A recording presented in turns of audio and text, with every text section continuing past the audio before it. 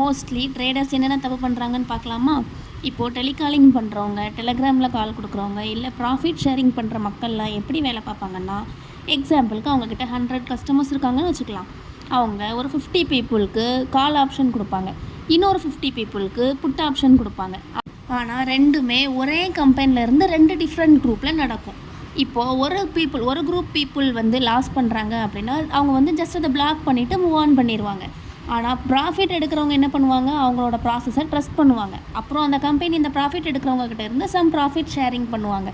அப்போது client loss ஆனால் கூட அவங்களுக்கு வந்து ப்ராஃபிட் ஷேரிங் மூலமாக கம்பெனிக்கு ப்ராஃபிட் கிடைக்கிது. அப்போது நெக்ஸ்ட் டேக்கு வந்து ப்ராஃபிட் எடுத்த மக்கள் வந்து அவங்கள நம்பி பெரிய அமௌண்ட்டை இன்வெஸ்ட் பண்ணுவாங்க. அப்போவுமே அவங்க லாஸ் ஆகுறாங்க அப்படின்னா அவங்களையுமே பிளாக் பண்ணிவிட்டு நெக்ஸ்ட் கிளைண்ட்டுக்கு மூவ் ஆன் ஆயிடுவாங்க.